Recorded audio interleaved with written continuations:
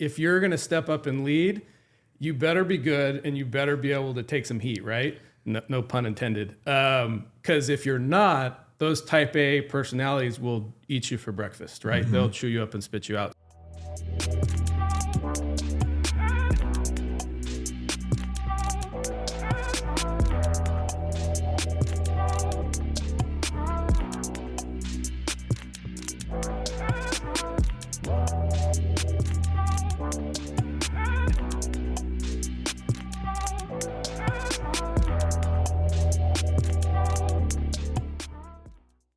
Welcome to the episode of the Profitable Property Management Podcast. I'm your host, Jordan Muela, and today I'm talking to Peter Mckenzie from Rincon Property Management. My man, thanks for being here. My pleasure. My pleasure. Thanks for having me. All right. Well, I'm excited for this interview for a couple of different reasons. I think the way that you backed into property management is going to be interesting to talk about. It's non-traditional. The way that 99% of the people in this industry get in was like, well, I own some properties, and then somebody asked me if I could manage some of theirs as well. And the next thing you know, I'm going to run in a management company. And that wasn't you. You got into it from a different kind of situation. So tell me a little bit about your background and how this came to be for you. Yeah, happy to. So always serial entrepreneur type of a person. Like when I was 8 years old, I was, had a 5-gallon bucket of sponge and the dishwashing liquid from the kitchen sink, washing cars in the neighborhood for $5, right? So I've always had that in me. And that hustle impulse. Yeah, just can't sit still, always looking at opportunities and angles and things like that, which is good. But that side of me, I started and failed a few businesses along the way, but I also had the other side, which is this blue collar worker. I worked for the fire department, secure, safe career for the next 30 years.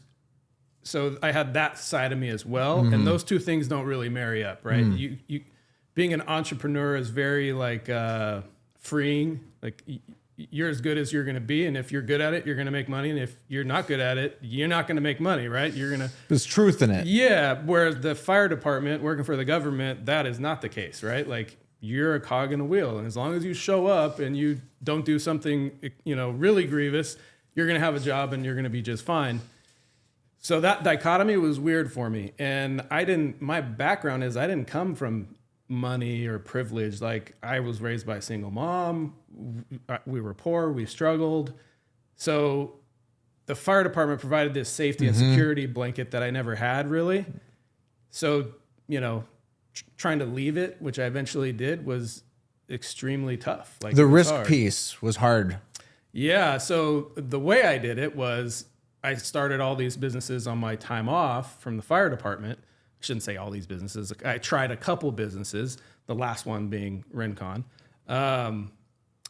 But I had the luxury that I think a lot of entrepreneurs don't have, which is I had a steady paycheck coming in and I had a lot of time off. Because I don't know if you know about the firefighter schedule is you work 24-hour shifts, you get a fair amount of time off. So on my time off, I was hustling and grinding as an entrepreneur where all the other firemen I worked with were surfing, motorcycle riding, traveling, whatever they were doing for fun. And I was the guy who was out trying to do a second thing, which, wasn't probably that popular with the typical firefighter stereotype, but that's how I was doing it. So anyway, how I backed into the management company is I had invested in rental properties myself, which I think is fairly standard. And didn't really like property management companies. The options and I was investing out of state. So I worked with a lot of different management companies. And I mean, if we're being honest, the average management company, not that good, right? I mean, obviously we're connected through NARPM and I think the bar is higher, but for the people that aren't. Let's say for the non-professional property manager. Sure. So I personally hired and fired a lot of companies, got to the point where I was like, this isn't rocket science. This transaction is very basic, very easy to understand. You rent my house for a period of time. I'll fix things when they break. You give me the rent, like at its most basic form. That's it. So being the serial entrepreneur, I go, I'm going to open a management company in my area where I'm at. Because if they are terrible all over the country, pretty sure they're terrible here as well. And I had some limited interactions with the companies in my area, and none of the interactions were positive. So that's what I did. It was me and another fireman where we said, let's start a management company. we didn't have real estate licenses. We didn't have anything. So we got licensed. We didn't have a broker's license, which you are required in California. So we partnered up with a broker, got on Craigslist, started calling for rent by owner people, got our first client. And like from there, it was the rest of the story. So that's how it came about. So how long was that ramp of you running and growing the management company in that capacity before you went full time with it? So the management company technically started in 2014, and I left the fire department in 2021. So you stuck with it for a number of years there. Yeah. So the first couple of years I had a partner, and that really didn't work out. So I bought him out, and then started to take it more serious. So I don't say I wasted the first couple of years, but there were other issues that we were working through. Sure. And then I didn't get connected with NARPM right off the bat. So once I tied in with the right network, had the freedom of owning the company by myself, was able to take it more serious and grow as an entrepreneur to where I could turn it into what it is today. Where did you and I first run into each other? We've known each other for a while, but I don't remember where we first crossed paths. That's a good question. Probably at a conference, maybe? I don't know. I know we hiked the canyon together. Yeah. I've seen you at multiple conferences. That's a mystery. Yeah, I don't know. And by the way, my memory is terrible, so there's that. The feeling's mutual. Yeah. So the journey that you're on right now, growing the business, I want to hear about what's worked for you. One of the ways that I experience you as somebody that is willing to experiment and try different things. I've seen you lean into the sales and marketing side in a way that's interesting because I can tell you get a little something out of it. You're interested in that side of the business. With everything that you've tried over the last couple of years, where have you invested time and it just did not pay off? Suck, net negative, and where have you struck gold? So I think what didn't work was, for sure what didn't work is the belief that no one could do it as good as me. That's a terrible, that's just death to a business, right? And I think it's really common. Like a lot of owners, founders have that belief. Once I gave that up and grew past it, whether it was from reading books or podcasts or whatever, or mentors, and started to really believe that it's okay if I don't think I'm going to be the best at something, I need to give somebody else the opportunity to do it. Once I got out of my own way, that's when it paid off. Because as I get older, as I mature more, I'm more clear on what my talent is. And it's not operating a management company. It's not, we were talking about systems and processes. That's not my talent.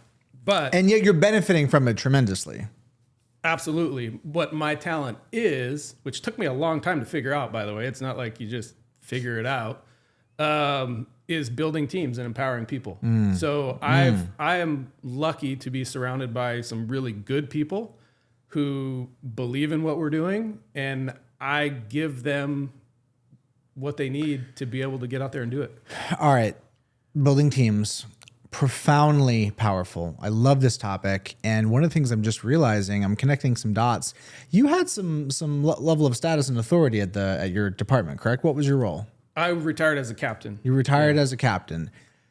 To what degree were you porting leadership skills that you learned in that context over here, and to what degree did it not port at all? Yeah, so the fire service is a paramilitary organization. It's very structured. There's ranks, there's order to it. And to have success in an organization like that, which by the way is made up with a bunch of type A alpha personalities, not easy people to lead, right? Like if you're going to step up and lead, you better be good and you better be able to take some heat, right? No pun intended. Because if you're not, those type A personalities will eat you for breakfast, right? Mm-hmm. They'll chew you up and spit you out. So success in the fire service doesn't necessarily translate to success in business, in my opinion, because if I employed the same tactics and strategies that I did in the fire service in my company, frankly, I'd probably scare some people, and there might be some people who quit, right?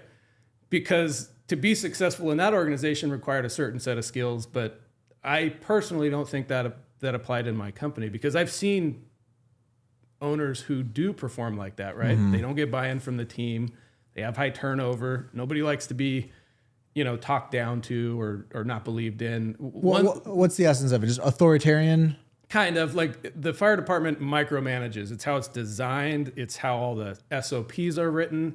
And because I grew up in that world, I absolutely detest micromanaging. So I knew for a fact that I am not going to micromanage anybody ever, right? Which, guess what? People don't like to be micromanaged. So, which is interesting to me still, because you're also a systems and a process guy. So yes.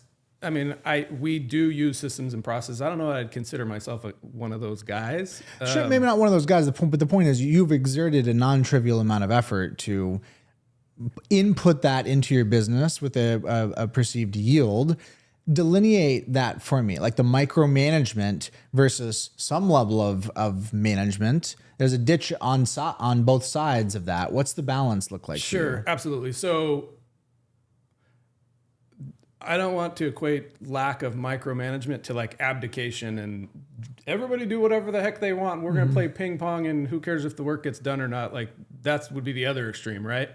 So I'm big on like setting the expectation, letting people know what it is, and then letting them manage their days and their work accordingly. And if they step out of, like if somebody steps out of line, which doesn't sound really good, but I have no problem like explaining that to them or showing it to them or letting them know like this is acceptable, this is not acceptable, which is a little bit different than micromanaging someone. So then contrasting that against what you do proactively want, what does that look like? So I want people to, one, like their job, feel heard, feel a part of the team, buy into what we're doing. And I would say the biggest strides we made as a company was when that's a little presumptuous, when we got clarity on what the heck are we even doing? Why are we doing this? Why do we show up and rent these houses and send these notices and whatever the day-to-day stuff? Once we put that in, and it was through, we use System and Soul, it's a form of EOS. Once we identified that stuff, it was shocking to me how the team fell in line. They started believing it, and it almost sounds like it wasn't true, but it was, because it was a long process to get there, which I'm sure you're familiar with. But once we put that in place, I had to manage even less, which is what you want, right? Like, if I'm being totally honest with you, I'm a little bored in the management company, because it doesn't really need, like, my day-to-day is very limited. Like, if I don't show up for 3 days, it's not a big deal. Like, everybody kind of does their thing and everyone knows their role. And Beautiful. which just allows my entrepreneurial side to go, where am I going next? What other company am I opening and whatnot? But anyway, I don't know if that answers your question or not. I love that. So you're still talking about having order and focus, but it sounds to me like you're using the direction that you're providing at the outset, like high level, big picture outcomes, as you described it, to provide more freedom to your team members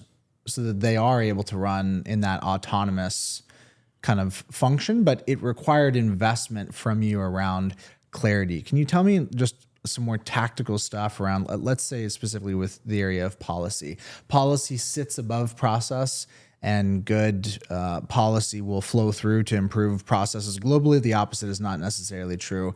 What are some policies that you feel like have been impactful in the quality of life and the experience that you're enjoying? Well, I mean, we have what we call a flexible time off policy. So like, if you want to take a couple days off, take a couple days off. Like, there's some parameters, like, not everybody can take off at the same time, but just giving people the freedom to focus on their life outside of work pays huge dividends. That's important. I think another thing that we do with all new hires I guess it's kind of like a policy. We have this document that we call decision-making guidelines that we literally go over the tenets of our business. This is what an owner is. This is what a tenant is. These are the problems that sometimes occur. You can make a decision if you're keeping this principle, and this principle in mind. confidently. Like, you don't have to ask permission. If you analyze the situation and this is what's going on, make the decision. And those guidelines is like an overriding kind of document that they can apply to a number of different scenarios, which goes back to empowering them, not micromanaging them, and teaching them how we think and analyze problems in the organization so they can fit right in and feel comfortable and feel confident and all those types of things. That is juicy. How did you come up with that idea?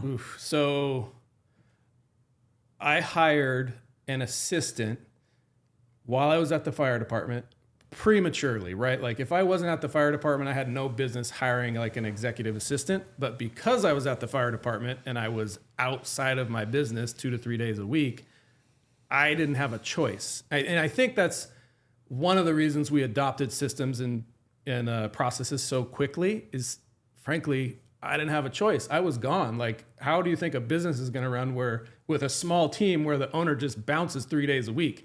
Like, that is not a recipe for success, right? Oh, yeah, absolutely. Totally makes sense. So I hired this company, I think great assistant, saw him on a podcast, and they did the search, found the assistant, and then did some training, and I think I basically copied. They did this decision-making guideline exercise with me so they could train the assistant on how to figure out what it is I do and how I think. And then I took that document and developed it over time and took it from there. So tell me some more about it. How long is the document? I think it's like 3 pages. What would be an example of some of the high level principles? Yeah. So if there's a problem, like if there's a dispute with an owner over a charge or something that we did that there's some ownership of the mistake, you are authorized to come up with a solution up to X amount of dollars. That would be one of them. Or if there's ever a dispute between a tenant and an owner and there's no clear right or wrong and it's kind of a gray area, we'll side with our client who we have a fiduciary responsibility to. Or, like if our client's asking you to do something that you know is illegal or wrong, we won't do it, regardless of how much pressure they put on you. Those types of things. But great investment of time and effort. Well, it was, I basically had to replace myself in my business way before anybody normally would have. And that's what allowed me to still have a business, right? Like, I don't know many businesses that survive if you just bounced 50% of the time, right? That's, not a good idea. But that also forced me to hire remote team members faster. It forced me to put the systems and the processes in place faster because, frankly, I didn't have a choice on a lot of the things, which is the benefit from how I did it. The pressure. Yeah. Something that's novel to me about the way that you approach the systems and processes is that you had your staff do it. And I find myself there's a tension there. On the one hand, I'm really clear that the owner needs to be all in and fully supportive and in many cases driving that conversation. But I have seen in some instances that it is possible to have the team fully implement as long as the owner is still actively engaged and involved. You chose the latter option. You had your team drive the adoption. Can you tell me about what you did versus what they did and like why you think it was so successful? So I'm definitely the visionary personality in our operation. And I take something like, systems and processes and through my own analysis go, oh, this is what we need. This is a good idea. I'm really good at implementing the best practices in the industry. I'm not smart enough to come up with them on my own, but I'm really good at executing and adopting them. So I basically made a decision personally, like we're going to go this direction. And then I bring that to the team, figure out who's the best person. I think when we went on, did that little testimonial for you, it was with my niece who was, 18 or 19 years old. And she's the one that figured Lead Simple out, basically ran the whole thing initially.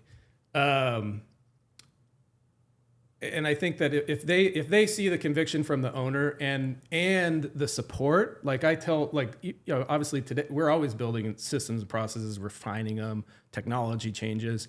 We just redid our entire website. If anybody on our team is working on something like that, I don't want to say they have an unlimited budget, but whatever they need to get the job done is available to them, and they know that. I would be foolish to go, hey, we're going to adopt this new technology, but you have to use the free version. If that doesn't work, you need to find another free version of something that might work, right? That's ridiculous. Like, you would be foolish to do that. It's, hey, I think you're amazing. I'm stoked you're doing this, and whatever you need, you have access to. And if you need to get rid of your day job for a couple weeks to make this happen, I'll make that happen too. So it's just, it goes back to believing in your people, supporting them, empowering them, and having the right people. Okay, so when you ask them to do it, that's another really key point that's easy to gloss over. I mean, these people have day jobs, right? Their new job is not being the systems coordinator and manager. So you allotted space for them to really take it on as a legitimate project. Sure, absolutely. Even before we implemented EOS, we had like a one monthly thing you would work on, and that was the gist of it in the very beginning. But yeah, I mean, frankly, we wouldn't have the company we have if the team wasn't bought in and they weren't giving it all of their best effort. You know, I view myself as a leader and really in a support function. Got it. All right, and so let's set some context here. Number of units and number of team members. 350 units, and we, with the maintenance company we just started, we're at 12. At 12 team members. And then half of them are remote. Half global. Okay, great. Yeah, that's some helpful context. So right now, you've built a pretty dope shop, and there's a lot of opportunity in the market right now. Where are you thinking about in that conversation between, on the one hand, coasting, profit, cashing in on this thing versus leaning in, going all in on growth? Yeah. So, I mean, obviously there's a lot of consolidation and mergers and whatnot going on in the industry. And I've talked to some of those people, but I just left a monster organization with too much structure. And I'm really enjoying the freedom that my business affords me and the creative outlet that it affords me that I'm not interested in selling. However, I view the business a little bit differently. Like, I'm not really comfortable with the amount of risk. I'm in California, which is a pretty regulated market. I'm not comfortable with the risk that the state has, or the amount of control that the state has over my business, i.e. the Department of Real Estate. I mean, in our market alone, they came and literally padlocked the door and put a sign on the front that said this business is shut down, right? One of your competitors? One of my competitors. They were doing some shady stuff. And, you know, ideally we're not doing that, but that's too much control to give up to the government. And I'm not some like anti-government conspiracy guy, but I'm not comfortable with that level of risk. So where I see my business going is spinning off ancillary businesses that eventually can face the public and not rely on the management company as a form of risk diversification and to give me optionality when I do get ready to hang it up. So walk me through your thinking there. Which ones are you looking at? How are you kind of assessing the opportunity in that space? Yeah, so we started a contracting company. That one's about a year and a half old. So that's obviously to do the maintenance work and project, you know, remodel type stuff on the properties we have. That one is getting in a better place. Obviously, this stuff takes time, right? It's a young company, and I've siphoned off my number 2 guy, like half of his time to the new company and half of his time at the management company. But I've got my eyes on service-based businesses like a cleaning company or a landscape company or things along those lines. I'm interested in the cleaning aspect, not just to clean our properties when they turn over, but I think there's a real opportunity in the short-term rental space.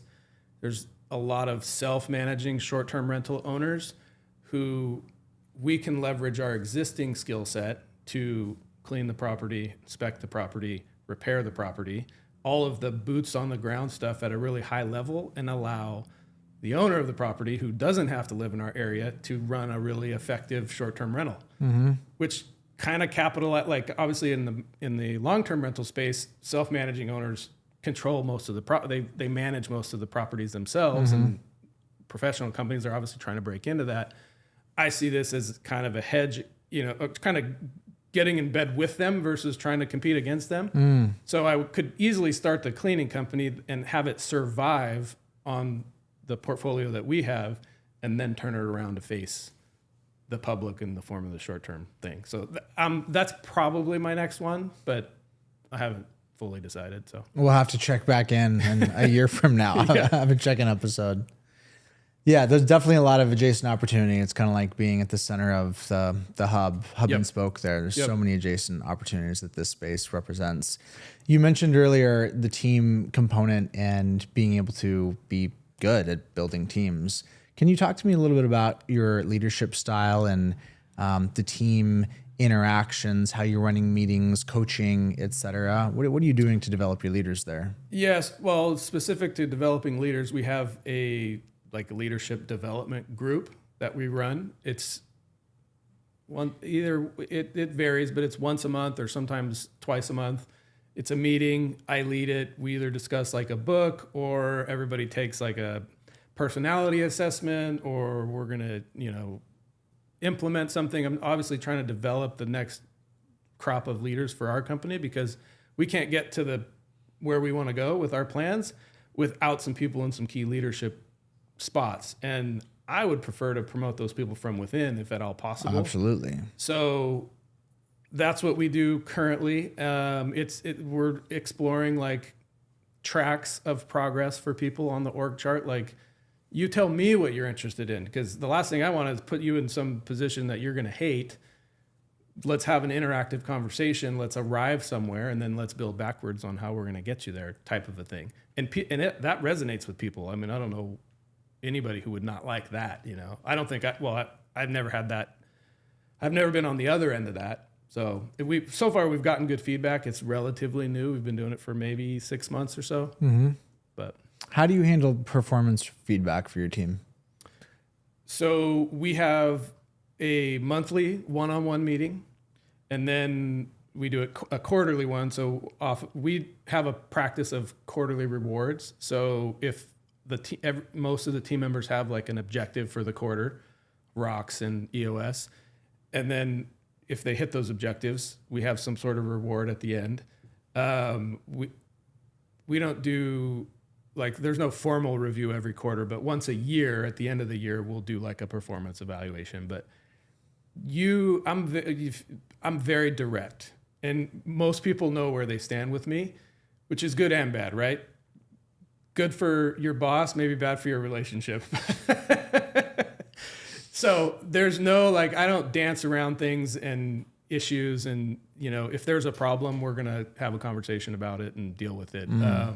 I like to think that the team buys into that and performs, and, our people stick around for a long time. So maybe that speaks for itself. I don't know. Yeah, tenure is obviously a significant factor in that. And you talked about promoting your leaders, being able to build new opportunity for them internally. That's one of the things that I think about a lot is, what is a vision that is compelling enough for people to really lean in? Mm-hmm. What's a vision that really calls people towards the process of putting their current person at risk for the sake of becoming somebody new that's capable of achieving a big goal? When you think about motivating your staff members, what do you find are some of the most common goals or motivations that they have that you get to work towards aligning towards, outside of just money, which is obviously one significant component of it? So that's difficult, right? If I could figure out and label what each person needed for motivation, I've literally asked the question, but that's a difficult question to answer. Well, 100%. Yeah, that's tough. I will say this. When you hire A players, you're foolish to think they're going to work with you for the next 25 years, right? Sure. And retire with a golden handshake. Sure. So I just had this conversation the other day with our BDM. It's look, I know you're great at what you do. Your resume speaks for itself. Your performance speaks for itself. You know you're great at what you do. You know that you could probably leave here tomorrow and get a better job with higher pay and doing something in a totally different field. All I'm saying to you is, I'm here to support you. I want to be part of the conversation, because you never know what the next opportunity is in front of you. Maybe, he expresses interest in running his own business, having a company. Well, let's have that conversation when the time comes. Yeah. The only thing that's going to limit our growth is my ability to motivate and retain people to help me get there. Because I, for sure, am not going to be able to do it by myself, nor do I really want to. But can you create the container and the opportunity to keep staying in relationship, even if it's a different form or capacity. Yeah, for sure. Well said. That's, you know, one of the things I'm trying to working towards, and a yardstick of success for me is my ability to maintain my care for my team members in the midst of hard conversations about performance, where I've got some direct feedback and the results of the feedback may be that we don't work together anymore. For me to maintain care for people in those moments, that's kind of the bleeding edge of growth and my interest and like who I'm becoming as a person. How do you navigate and manage performance conversations, which are real and have to be had, while still caring about somebody as a person? Yeah, I think that's a difficult balance to get to. I mean, if you figure that out, you write a book and retire. Your felt experience, though, right? I mean, absolutely. It's not academic. It's like, what's your... Yeah, so we just had to let somebody go 2 weeks ago that wasn't performing. But to be able to do it and then have them, I don't want to say be happy, but be amicable and think that you are Treated there them for fairly. them. Actually, I take that back. Well, we did let somebody go, but our marketing assistant, who's remote, lives just on the other side of the U.S. border. She goes to school in the States, just got her work visa for the States. She's going to get a U.S. job, and same conversation, like, great. Like, I would do the exact same thing if I was you. You're new to the U.S. labor market. Like, let me help you. Like, I want you to get the best possible job you can get for you. And just because it's the right thing to do, you don't have, you've never navigated this in the States. Let me be, a guide for you. Knowing full well that she's going to leave. I think the end of May is her date, but she's really good. And I've already had the conversation with her that, hey, we're going to cross paths again at some point, and be open to that. Yeah. So, because it goes back to like, you need to surround yourself with really good people. And if you have someone and they need to take a little side journey, totally fine.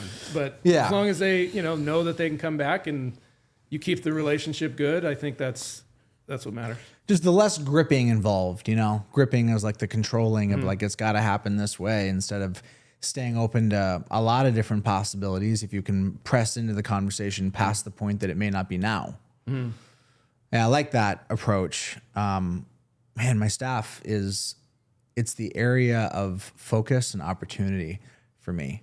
If they can level up, if they can get to the next level, knowing that they get to keep that value. This is one of the mental paradigms for me, is a team member that's upskilling. The skills are theirs. Like, they own them. If they leave, they're taking them with them. I get a huge amount of joy and satisfaction in knowing that my business will directly and immediately benefit from the skills that they accrue.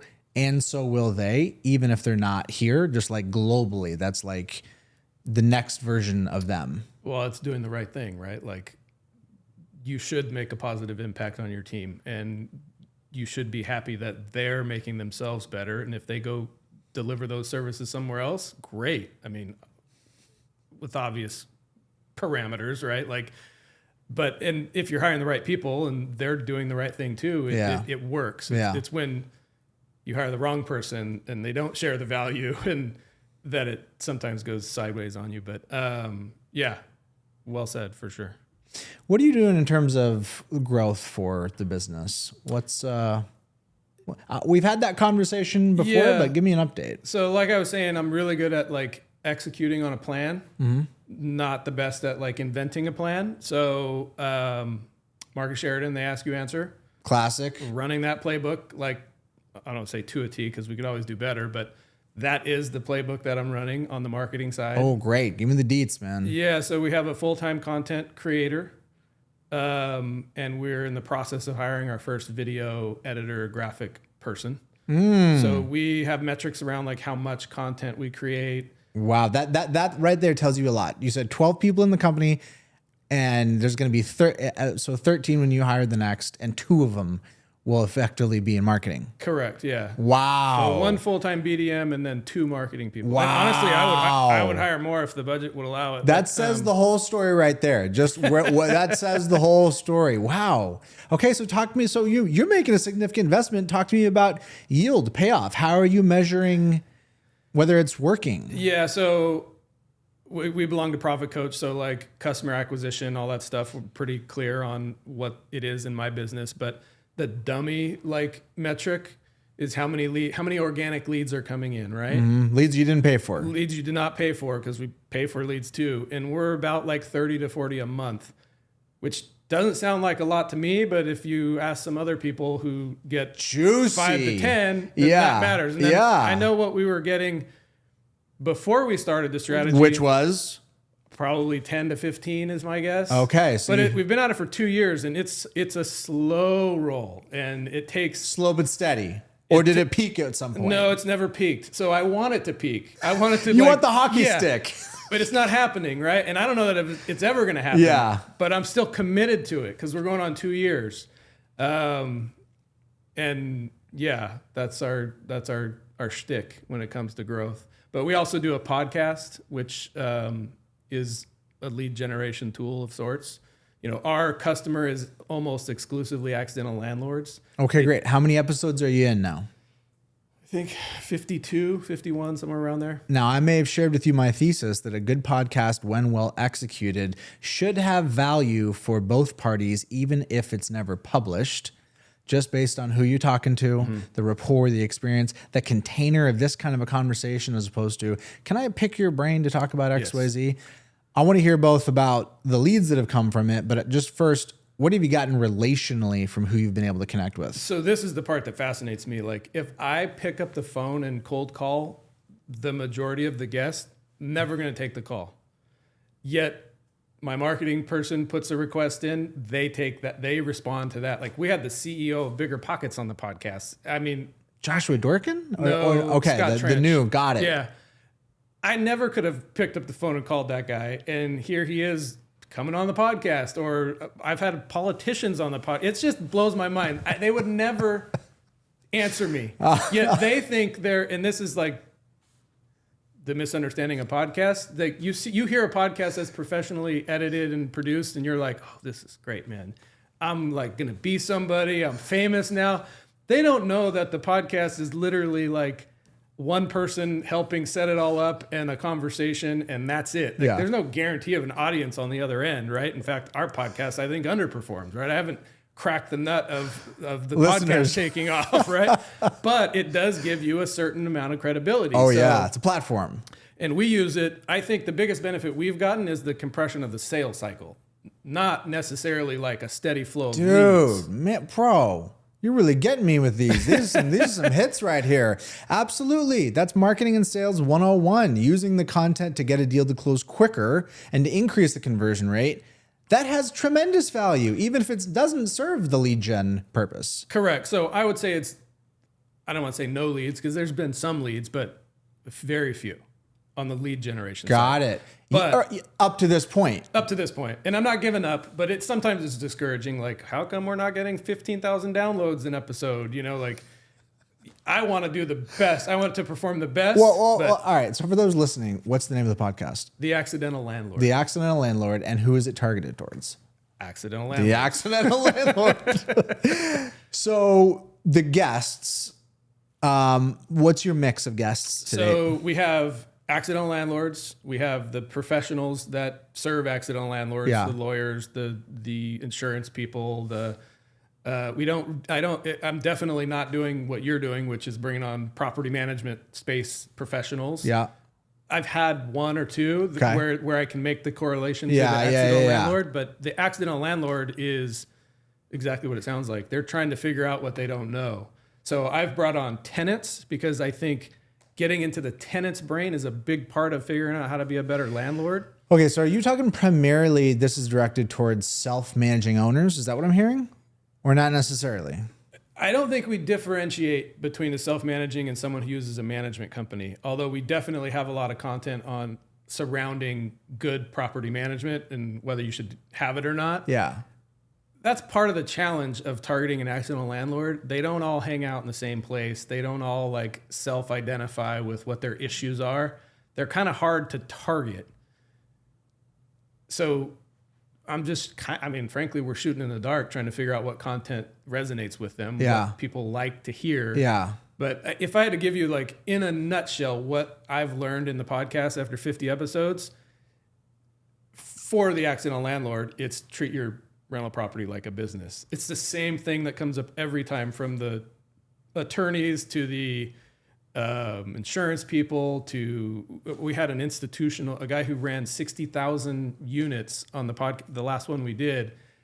And that was fascinating because in my mind, if you're running 60,000 units, you are like at the top of your game. You have it all figured out. It's all like in a spreadsheet down to minute details and all these levers and things you can push. That wasn't the case. He's like, we actually have the same access to the information that you have. And we just have the luxury of a lot of money coming in so we can hire people and let them specialize in these positions. But it's basically the same thing you're doing. And what I was trying to get out of him was, what knowledge can you share that can help an accidental landlord be more professional or less accidental? And it wasn't as like revealing as I thought it was going to be. Yeah, I've had experiences like that before as well. I love the candid share about the podcast. That was really, a really like great little reality snapshot into that window. To me, that falls in a category of, there's a subset of strategies that everyone's heard about, but only some people have made the leap. An extreme example of that would be radio, as an example, right? I think we've had that conversation. Like, there's a small number of people doing that and making it work, but it's an extremely small number. Podcasting is like, that's a slightly more done thing, but still pretty limited. I don't know that anybody's fully cracked the nut on that, but I'm really interested, partly because I'm a podcaster and partly because Let me bring up one of our strategies, and I got a lot of hate for this. Hate's a strong word. A lot of people telling me, do not do this. You're familiar with what house hacking is? Yes. If anybody doesn't know, it's basically you buy a house, or one strategy of house hacking is you buy a house, you live in one room, and you rent all the other rooms out. And if you're really good at it, you convert space into more rooms. So it's like a little multifamily house, and every room's rented out individually. Property management companies don't want anything to do with this for obvious reasons, like heavy on the tenant conflict side, a lot of issues related to that. But people are doing this all day, every day in our market, in every market, really. It's a very popular strategy and a relatively simple one to do. Where we live, the average house is $900,000 for a 3-bedroom, 2-bath. So it precludes the professional investor, unless you're like on the institutional side, which wouldn't be my client anyway, from getting involved. And our why in our company is we believe that everybody has the right to achieve financial freedom. Going on a sidetrack here, and in our business, our average customer demographic is someone who, 55 to 60, professional, decent income, and that's who we serve. Well, our why is a lie, because we don't really support everyone achieving financial freedom. So I'm like, okay, this doesn't resonate. What are we going to do about this? How are we going to really live this why? And that's where we arrived at house hacking, because a traditional house hacker is someone getting into real estate investing, doesn't have the net worth, doesn't have deep pockets, but is trying to bootstrap it and figure it out. Well, they're not served by professionals. They have to do it on their own. So I want to build an ecosystem in our area. In fact, we're starting a meetup, a house hack meetup, and where they can go, I'm interested in house hacking, and we can walk them through the process. Obviously, opportunities for revenue every step of the way. And then, I don't want to say co-manage, but kind of co-manage it with them, with the hopes that they move out of the house a year or two later and go do it again, and then we manage the house hack. Well, the operational challenge and difficulties and the source of all the negative feedback I got was, I would never manage a roommate situation where you had 5 roommates living in one house. That would be a nightmare. And I tend to agree with them, but that is the nut to crack. You figure that out, and guess what? We're going to charge more than we charge to manage a regular house with one family in it. So it's gonna be worthwhile from a ROI perspective, but we're going down that path. which I don't know any of my colleagues who are interested in doing that. And a lot of them were like, you're crazy. Don't do that. And we're doing it. And we'll see what happens. So glutton for punishment over here. What do you think of that? I think that sounds like a blue and red ocean at the same time. It sounds like there's upside there. You just got to figure out how much complexity you're going to have to ingest in order to do it well. I think it's probably an example of something that is poorly understood, and therefore there's a disproportionate level of aversion that's not tied to an objective understanding of the thing. Like, had you done it and then said you didn't want to do it is very different than saying it's a bad idea and you've never done it. So I think you're going to be a lot more informed 12 months from now than we are right now. I look forward to getting that update from you. I hope the juice is worth the squeeze. We'll see. We'll find out. And if it's not, it's not, and we'll pivot and go somewhere else. But just working with the attorneys, because it presents a whole different dynamic. Not only is my client live in the house, he's also kind of a tenant in the house, which flips upside down a lot of the systems and processes that are in place. So there's a lot to it. All right, man. We're definitely going to be doing an update on this in the future. Let's leave it there. Thanks for coming on and just sharing about your story and your journey, man. Appreciate you. My pleasure. Thanks for having me. Jordan here, asking you, what do you got? What is a question you want to ask me? Can you stump me? Can you throw me something hard, perplexing, vexing, something you feel tied up in knots with? Throw it at me. I'll do my best to try and answer that question, to dissect it, to parse out the nuance and maybe help you get a bit more clarity. I'm looking for questions as the basis for creating content, and you're looking for answers as the basis for clarity. And wouldn't it be perfect if those two things matched up? Drop a comment, send me an email, jordan@leadsimple.com. Let's stay in the conversation. Peace.